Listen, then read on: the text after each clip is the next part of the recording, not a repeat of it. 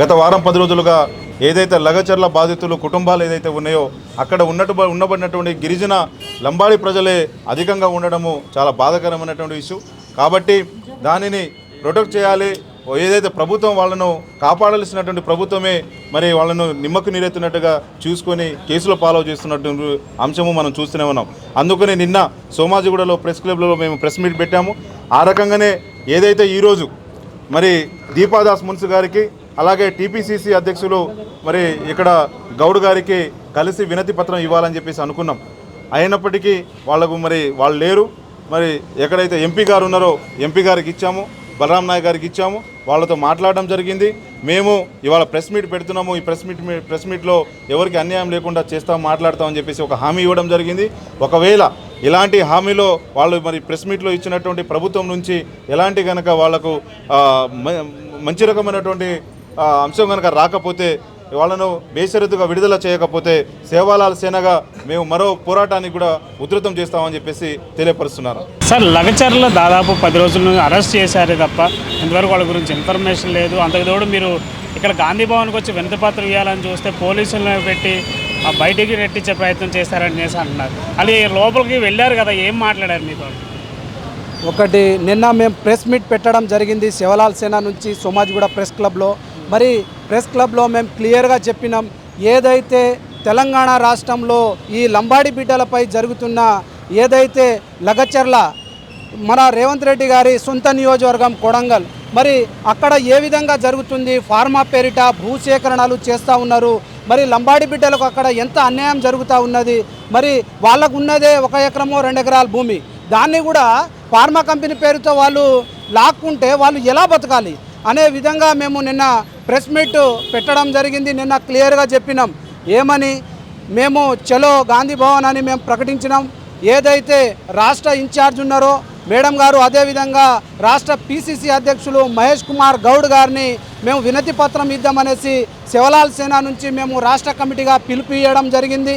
మరి ఆ పిలుపు ఇవ్వడంతో మరి జిల్లాలలో ఉన్న అన్ని జిల్లాల మా అధ్యక్షులను ఎక్కడికక్కడ అర్ధరాత్రి కూడా అరెస్టు చేయడం జరిగింది. మేము ఇక్కడ కొంతమంది చేరుకున్నా కూడా ఇక్కడ కూడా పోలీస్ బలగాలతో మమ్మల్ని ఆపడం జరిగింది. మరి ఏదైతే మహబూబాద్ ఎంపీ బలరాం నాయక్ గారు మరి లోపల రండి వినతి పత్రం ఇవ్వండి అని చెప్పడం జరిగింది. మరి ఆయన దగ్గర కూడా మేము పోయి వినతి పత్రం ఇవ్వడం జరిగింది. మరి వాళ్ళు ఏమంటా ఉన్నారంటే అక్కడ నిజంగా లంబాడి బిడ్డల భూములు అంతా లేవు, అరెస్ట్ అయిన దాంట్లో కూడా ఒక్కళ్ళు లేరనేసి చెప్తా ఉన్నారు. మరి అది ఫార్మా కంపెనీ కాదు, అక్కడ ఉన్న స్కూల్స్ కానీ మంచి ఇండస్ట్రీస్ కానీ పెట్టాలని చూస్తున్నారు. కానీ ఫార్మా కంపెనీ అనేది బీఆర్ఎస్ పార్టీ అది ఒక కుట్రకోణంగా చెప్తుందని వీళ్ళు చెప్తా ఉన్నారు. దాన్ని మేము ఎవరో పార్టీ మమ్మల్ని ఇది చేస్తే మేము చేసేటోళ్ళం కాదు. నా జాతి బిడ్డలకు అన్యాయం జరుగుతుంది కాబట్టి జాతి బిడ్డలకు న్యాయం జరగాలని మేము చేస్తూ ఉన్నాం.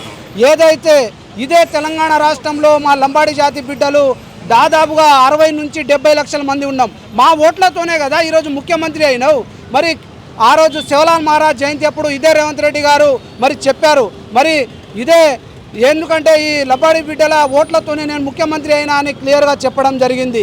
మరి ఏదైతే కొడంగల్లో మీరు ఎమ్మెల్యేగా నిలబడ్డారు, అక్కడ 30,000 పైచిలకు ఇదే లంబాడి బిడ్డల ఓట్లు ఉన్నాయి. మరి వాళ్ళ ఓట్లు కావాలి, వాళ్ళకి ఈరోజు ఏ విధంగా జరుగుతుంది లగచర్ల చుట్టుపక్కల తాండాల్లో. అయితే అక్కడ 5 తాండాల్లో ఏదైతే సోమవారం అర్ధరాత్రి మరి ఇంటర్నెట్ సౌకర్యం కూడా తీసేసి వాళ్ళని ఇంట్లో పోయి తాళం వేసి దాడి చేయడం అనేది మహిళా కానిస్టేబుల్తో దాడి చేసినారు. అది క్లియర్గా ఉన్నది మా దగ్గర డేటా. అది ఏమంటా ఉన్నామంటే వృద్ధులు అదేవిధంగా ఆడబిడ్డలు వాళ్ళు చేన్లలో పోయి వాళ్ళు తలదాచుకోవాల్సిన అవసరం ఏముంది? మనం తెలంగాణలో ఉన్నామా లేకపోతే వేరే దేశాలలో ఉన్నామా అని చెప్తా ఉన్నాం. ఇది మంచిది కాదు. రేవంత్ రెడ్డి గారు ఒకటే చెప్తా ఉన్నాం, హెచ్చరిస్తూ ఉన్నాం. ఎందుకంటే గిరిజన లంబాడి బిడ్డలు ఏం చేయలేరని మీరు అనుకోవచ్చు. తిరుగుబాటు మొదలైతే మాత్రం మీ సీఎం పదవికే మీరు ఉత్తగా మీ చేతులారా మీరు ఆగం చేసుకుంటూ ఉంటారని నేను చెప్తా ఉన్నాం.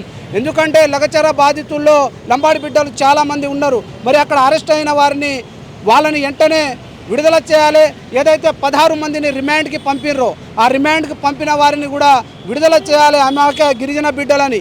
ఎందుకంటే ఒకటే చెప్తా ఉన్నాం, మేము ఎవరో ఉసిగలిపితే వచ్చేటోళ్ళం కాదు. మా లంబాడి బిడ్డలకు అన్యాయం జరిగింది కాబట్టి మేము రోడ్డు ఎక్కడం జరిగింది. మరి వాళ్లకు న్యాయం చేస్తామని మీరు భరోసా ఇస్తే మేము అక్కడి దాకా రావాల్సిన అవసరం కూడా లేదు.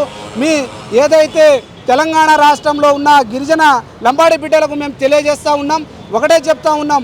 ఈరోజు ప్రెస్ మీట్ పెడతామని చెప్పిర్రు. మరి ఆ ప్రెస్ మీట్లో ఏ విధంగా లంబాడి బిడ్డలకు భరోసా ఇస్తారనేసి మేము చెప్తా ఉన్నాం. ఎటువంటి భరోసా రాకపోతే ఇదే శివలాల్ సేన నుంచి రాష్ట్ర కమిటీ నుంచి మరి మేము ఉద్యమానికి సిద్ధమవుతామనేసి చెప్తా ఉన్నాం. లగచర్ల పోదామంటే అక్కడ 144 సెక్షన్ ఉన్నది. మా సంఘాలు పోలేక కాదు, పోయినా కూడా అక్కడ అరెస్ట్ అవుతాం. ఎందుకంటే గాంధీ భవన్లో ఇక్కడ నుంచి ప్రజాపాలన జరుగుతుంది కాబట్టి వాళ్ళకి ఇవ్వడం జరిగింది. ఎందుకంటే రేవంత్ రెడ్డి గారు ప్రజాపాలన అని చెప్తున్నారు కానీ మరి ఇది గుండాల రాజ్యంలాగా నడుస్తూ ఉన్నది. మరి రాష్ట్రాన్ని రావణ కాష్టంగా చేస్తే మాత్రం ఇదే గిరిజన లంబాడి బిడ్డలుగా మేము ఊరుకునే ప్రసక్తి లేదని చెప్తా ఉన్నాం.